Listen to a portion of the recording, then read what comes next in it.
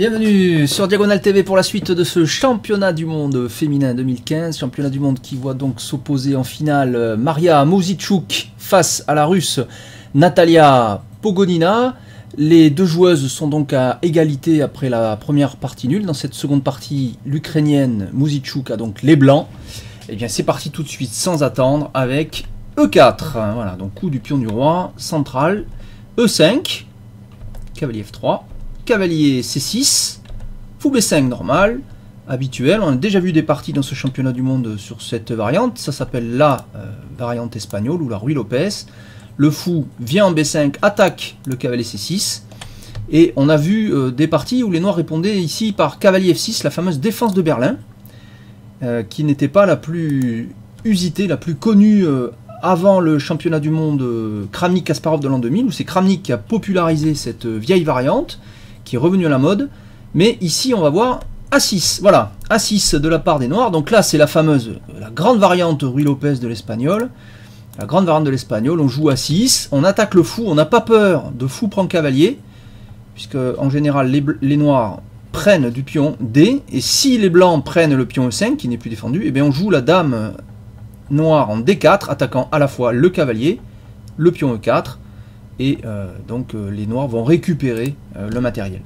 Donc A6, le fou vient en A4, cavalier F6 maintenant attaque le pion E4, petit roc, B5, on pourchasse le fou, fou B3, fou E7, et tour E1 vient enfin ici protéger le pion E4. Les noirs n'ont pas perdu de temps pour prendre le pion E4, ils auraient pu essayer, mais c'est d'autres variantes. Ici, ils laissent faire, et simplement pour préparer plus vite le petit roc et ne pas perdre de temps. Alors, à noter que, donc, que les blancs ont laissé un petit peu les noirs gagner du temps avec A6, B5 contre le fou. Mais l'idée, ça peut être aussi que cette structure, elle n'est pas forcément avantageuse pour les noirs. Elle peut être faible, puisqu'on peut maintenant l'attaquer par A4. Hein, donc, c'est toujours ambigu. Ces histoires de gagner de l'espace, on gagne de l'espace, mais aussi on donne des cibles d'attaque à l'adversaire. Donc, c'est jamais à sens unique.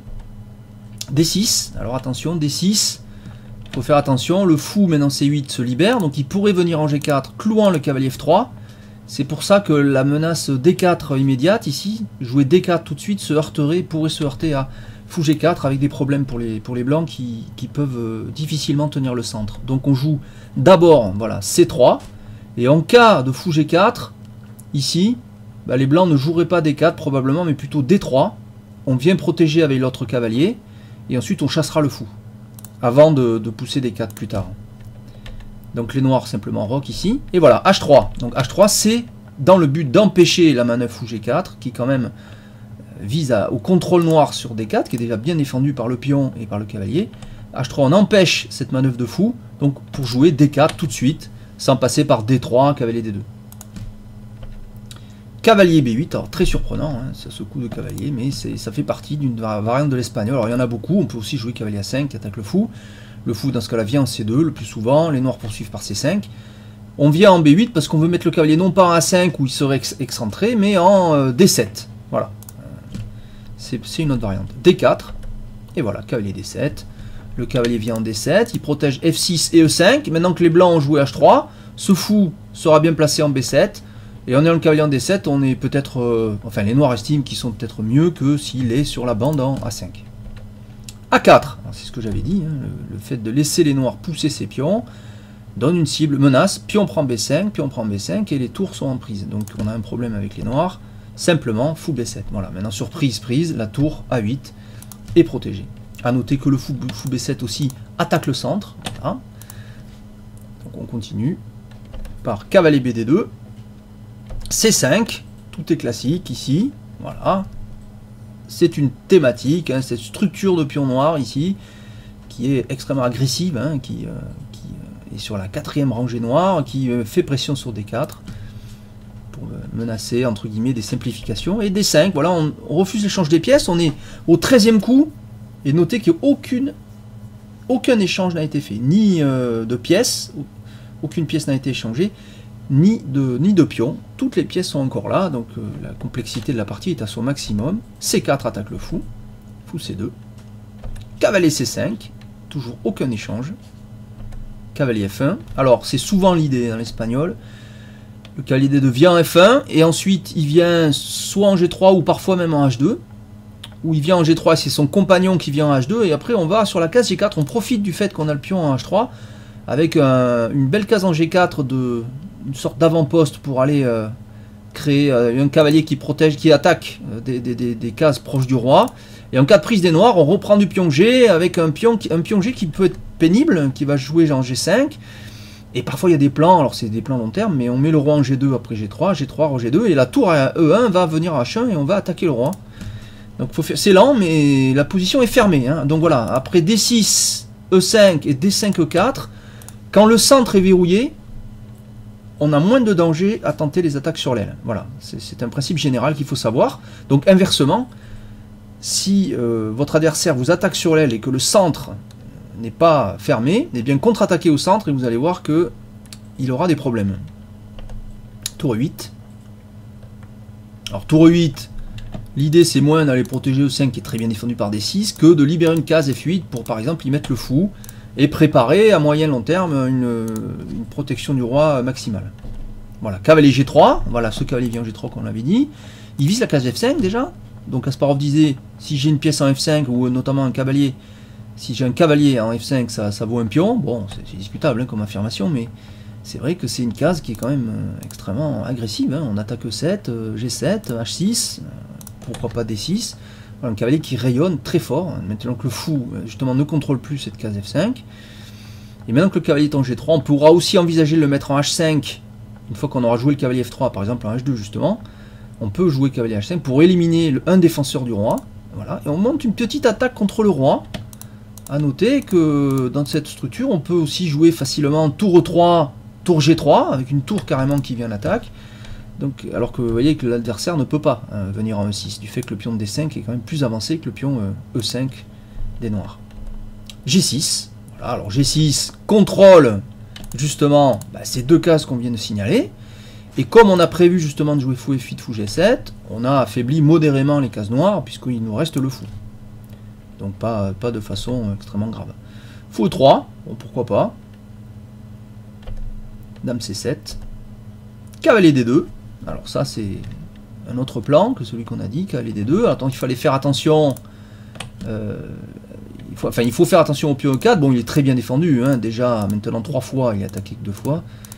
2 fois ça suffisait. Bon, cavalier D2, je le surdéfends. Peut-être que j'ai envie de venir en F1, mais enfin non, je sais pas ce que je veux faire avec ce cavalier en fait.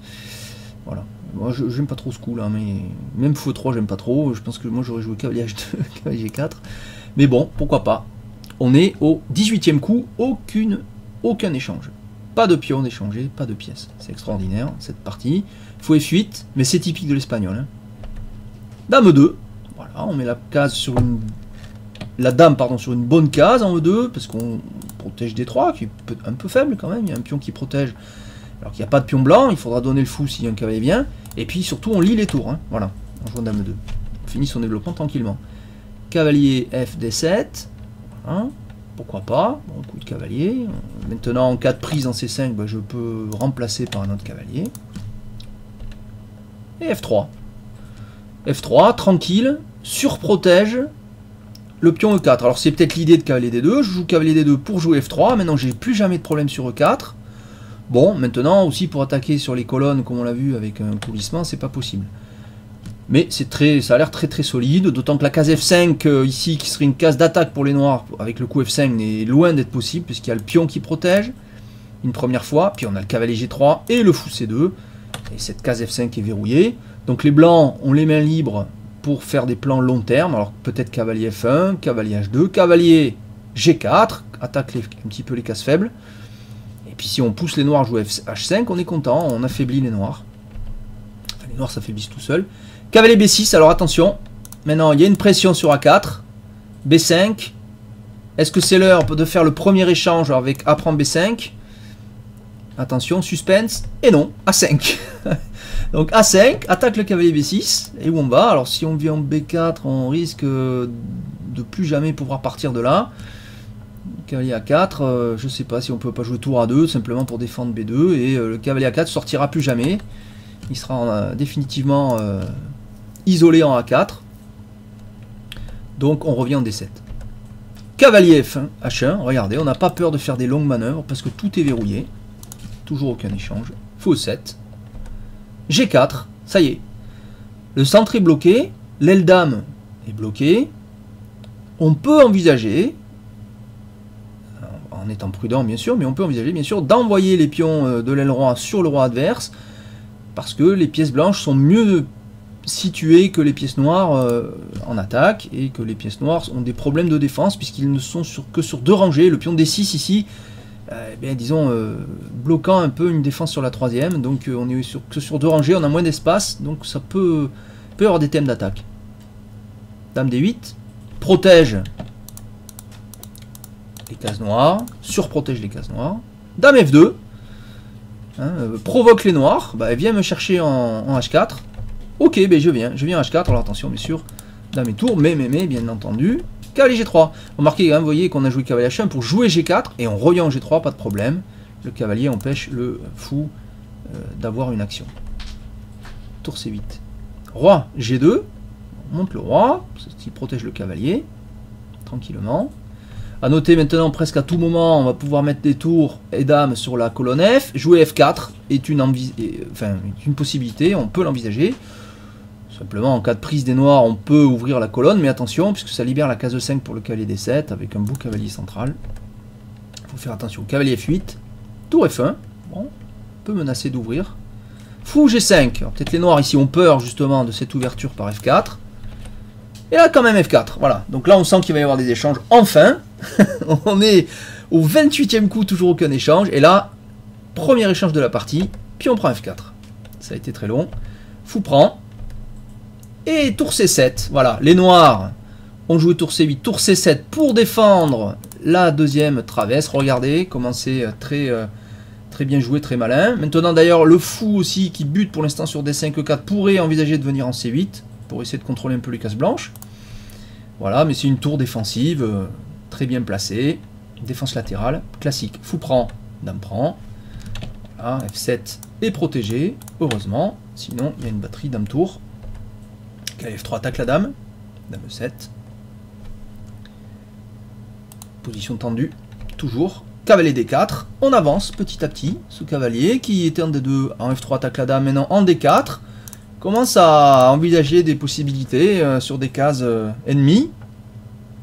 Alors, qui sont protégées bien sûr, mais il ne faut pas non plus oublier les possibilités de sacrifice. Par exemple, un cavalier pour venir en F5, se sacrifiant et remplacé, après pion prend, remplacé par l'autre cavalier, et un cavalier magnifique qui protège, enfin qui attaque beaucoup de cases noires, et il peut y avoir des thèmes de maths. Il faut faire attention, il faut être prudent avec les noirs, même si rien n'est clair, la position peut éclater à tout moment. L'espagnol est une ouverture extrêmement difficile à jouer, qui peut passer d'une position apparemment calme à une explosion tactique. Il y a de magnifiques parties Kasparov-Karpov, notamment dans les années 80, notamment une partie extrêmement célèbre où Kasparov fait un sacrifice de dame sur H6, je sais plus où, sur H7, pour mater le roi noir de Karpov dans une partie magnifique.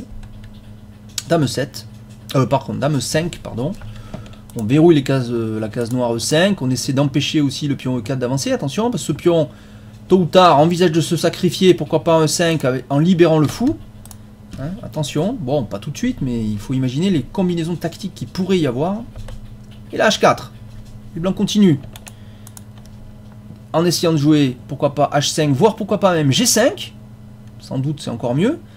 Et si on arrive ensuite à mettre un cavalier imaginé sur la case G4, eh bien, ça y est, on a un pion G5 en plus qui protège les cases faibles F6 et H6. Le fou de case noire a disparu. Et on sent bien que ça va être difficile. H6, voilà. Alors on met un pion sur case noire. On commence à contrôler un peu cette case G5. On comprend qu'il peut se passer des choses. Et voilà, c'est le problème. Dame D2, attaque la faiblesse. Fou C8. Alors ça c'est tactique. Les noirs répondent par un coup de contre-attaque. Regardez comme les noirs n'ont rien pu faire depuis longtemps. Ils ont été obligés un peu d'attendre. Les blancs patiemment ont construit. Vous avez vu cette petite expansion à l'aile roi, tranquillement, et puis là les noirs sentent qu'il faut faire quelque chose, sinon ils vont finir étouffés Cavalier C6, et oui, c'est le problème, le fou. Bon, c'est bien, il se venge sur G4 contre H6. Mais la case C6 n'est plus protégée. Donc le cavalier vient en C6, attaque la dame. Dame G7, voilà, très bien.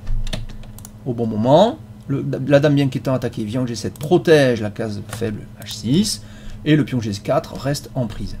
Et voilà, dame F4, voilà, cette passe d'armes est logique. Tour D7, coup étonnant celui-là, tour D7.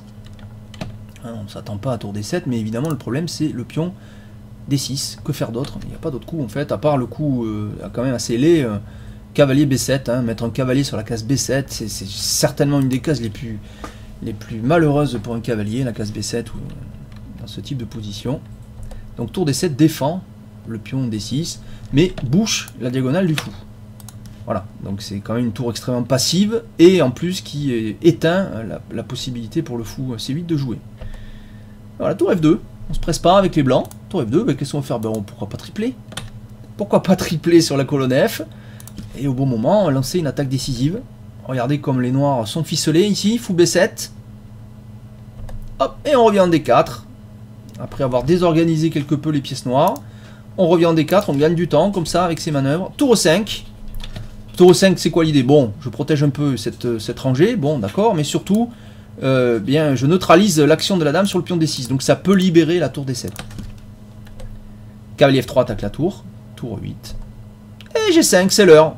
Et oui, parce que maintenant que le cavalier est en F3, G5, si les noirs prennent, prise, c'est pas bon du tout, puisque la tour A va venir sur H1 avec l'attaque sur la colonne H, et en plus, le cavalier F3, il rêve que de ça, de venir en H2 pour sauter. Regardez ce cavalier, avec les flèches, on va le montrer. Hop, et d'ici, hop, et d'ici, de sauter, regardez, hop,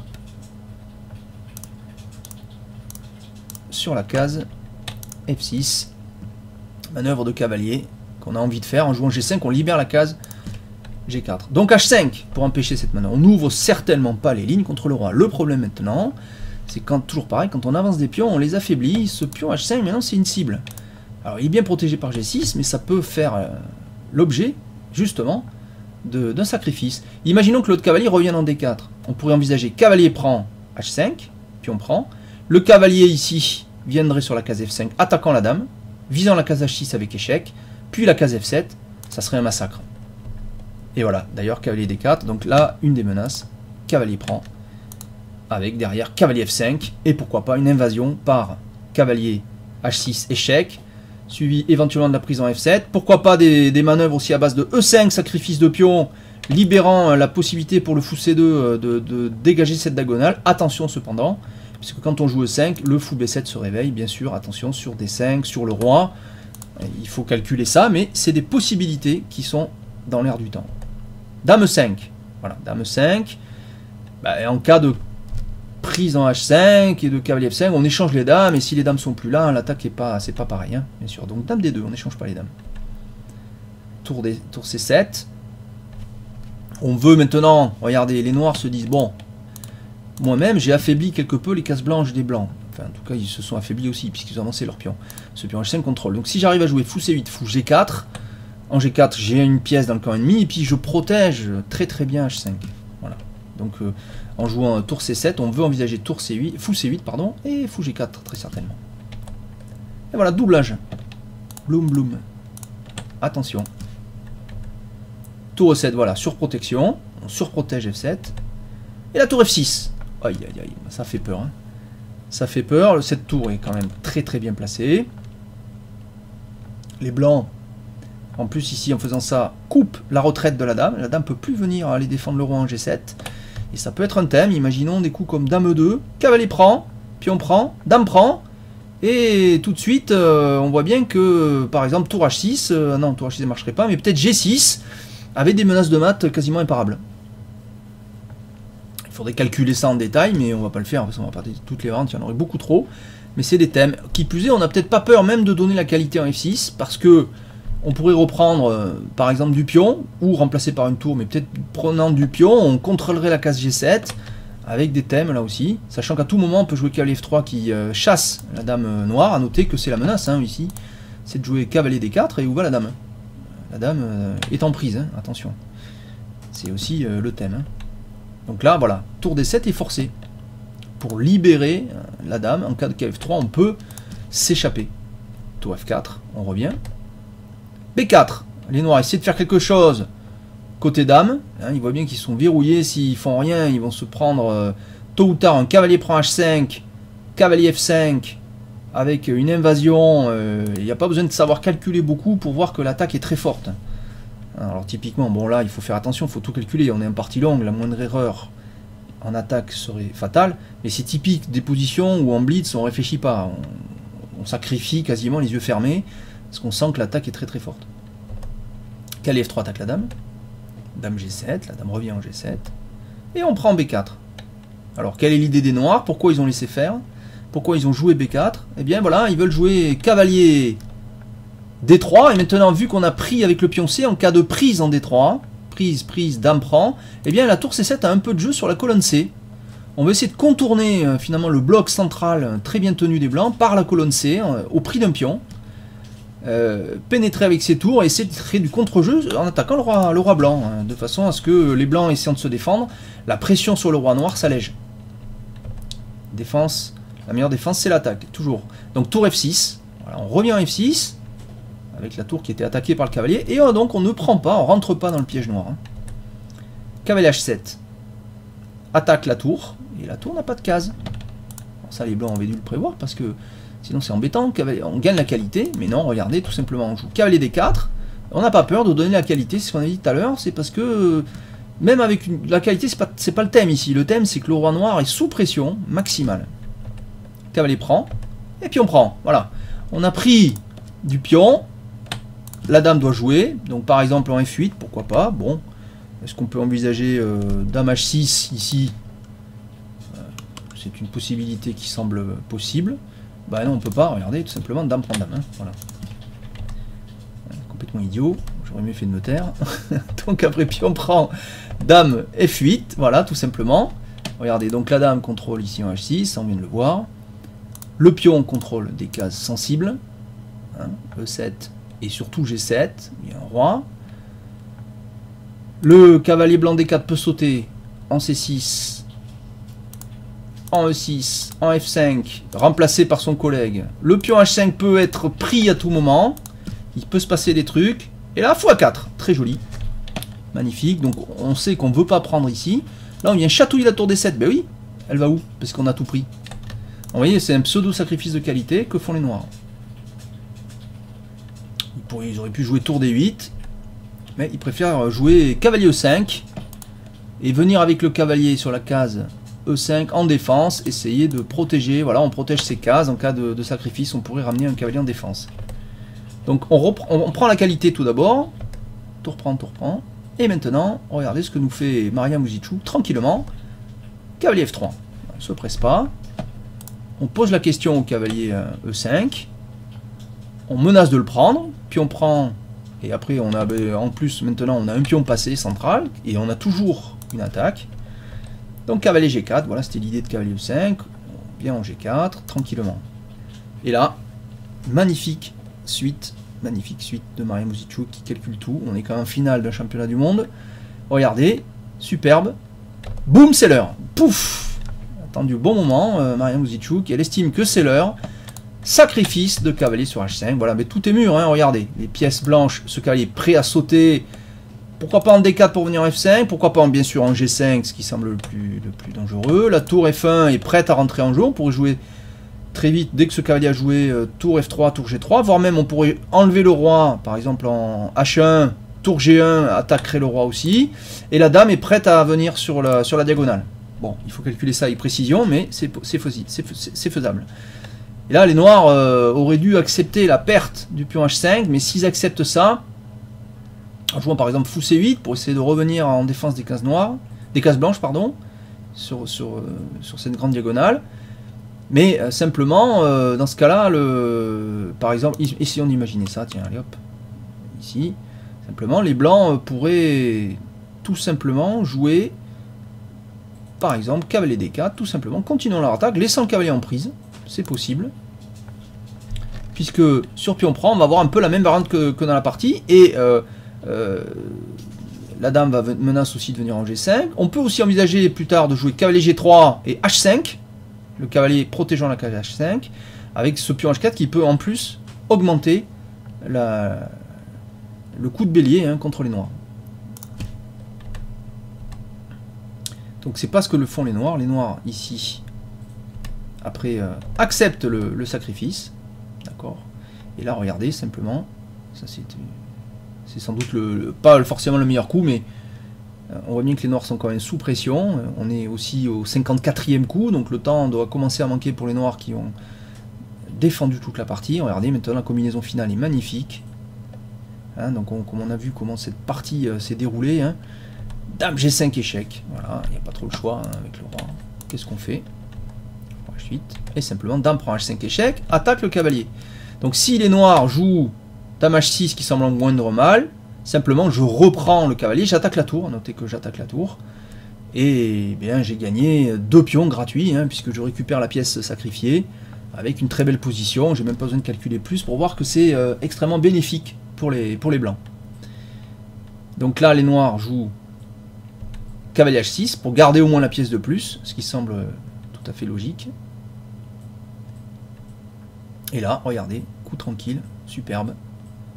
Roi H2. A noter que regardez qu'on met le roi sur une case noire, ce qui évite de se prendre un échec plus tard, de toute façon. Pourquoi roi H2? Bon, c'est pas tellement l'idée de protéger le roi, c'est qu'on veut mettre la tour en G1. On va mettre la tour en G1 et on menace de venir en G7. La dame est coupée de la défense du cavalier et c'est mat rapide. Donc les noirs jouent dame G8, semble un des rares coups possibles pour jouer la dame en H7. Mais regardez, tout simplement, tour G1 quand même. Et les noirs abandonnent. Magnifique victoire. Alors il faut quand même voir pourquoi les noirs abandonnent ici. Alors à noter que ici, les blancs auraient pu, avant tour G1, simplement prendre le cavalier H6. Donc si on prend le cavalier H6, c'est possible. Dans ce cas-là, les noirs jouent dame H7. Et le meilleur ici pour les blancs, c'est sans doute tout simplement de revenir par exemple en F4. Voilà, tout en gardant l'attaque. On va jouer ensuite tour G1, tour G7. Voir que des cavaliers H5 aussi sont possibles. On garde l'attaque. On est beaucoup mieux. On a quand même, regardez, 1, 2, 3, 4 pions pour les noirs. 1, 2, 3, 4, 5, 6, 7 pour les blancs. On a quand même 3 pions de plus. Le roi qui est complètement aux fraises. Bon, est-ce que c'est la peine? Vous voyez, donc c'est quand même tout à fait magnifique. Après, cavalier 6, dame G6. Tour G1 est encore plus fort, très certainement. Attaque la dame. Et là, il n'y a pas trop le choix. Si dame F8, on l'a vu, tour G7, coupe la dame et c'est fini. On est obligé de donner la dame. Et le seul autre coup semble être donc dame H7, qui défend encore un tout petit peu. Mais regardez, simplement on joue cavalier G5, magnifique. La dame est attaquée. Si elle vient en G8, cette fois je prends le cavalier avec la dame et c'est mat. Il faut dame H7, dame prend H7 mat, ça c'est facile à voir. Et là, que font les noirs? Le seul coup qui semble logique, c'est dame G6 et on se dit, ben on s'en sort. Oui, ça a l'air bon, regardez, puisque dame G6, il menace d'échanger les dames, et puis finalement, les menaces ont l'air de s'évanouir un peu. Et non, regardez, il y a un magnifique coup ici, encore. Cavalier prend F7, échec. Ah, c'est horrible. Et la tour attaque la dame. Donc on n'a pas le choix. Sur tour prend, évidemment, on perd la dame, tout simplement. Donc, simplement, on fait dame prend F7. Et là, regardez, c'est un très joli mat. Dame prend H6, maintenant. Mat. Et, enfin, pas tout à fait mat, mais vous allez voir. La tour, ici, contrôle la colonne G. Donc, le roi est en échec, il n'y a pas le choix. Il faut jouer dame F7. Et ici, hop, de l'autre côté, échec. Et là, cette fois, c'est mort.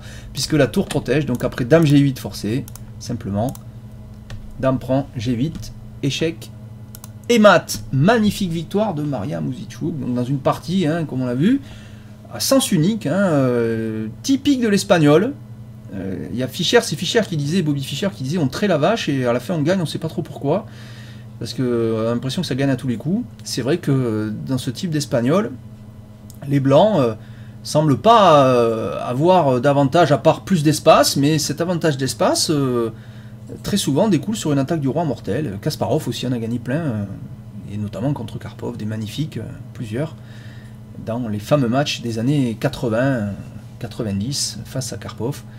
en finale de championnat du monde. Donc cette défense espagnole qui est difficile à jouer côté noir, où les coups sont quand même semblent assez évidents, qui reste complexe très longtemps et qui donne un avantage long terme rampant un peu pour les blancs, avec parfois comme ça eh bien des maths imparables, des montées en puissance sur l'aile roi, comme on l'a vu ici. Donc peut-être pas un bon choix. Maria Muzichuk semble excellemment jouer cette partie espagnole avec donc les blancs. Peut-être pas un bon choix pour Pogonina d'avoir choisi cette variante. Bon, en tout cas, après 2 parties, donc Maria Muzichuk mène 1-0 donc dans ce championnat du monde. Il reste 2 parties, mais elle peut l'emporter dès la prochaine partie. Si elle gagne la prochaine, évidemment, elle mènera de 2 points alors qu'il ne restera plus qu'une partie. Donc elle sera championne du monde si elle gagne avec les noirs la prochaine. Tandis que Pogonina doit revenir au score, mais on l'a vu, on le répète, ça fait quand même 3 matchs de suite qu'elle nous fait un retour, puisqu'elle est revenue en 8e, en quart et en demi. 3 fois de suite, pourquoi pas en finale aussi, la Russe, donc tout est possible encore. Ça nous promet une fin de match super intéressante dans cette finale donc, du championnat du monde 2015. À bientôt donc pour la suite sur Diagonale TV. Au revoir.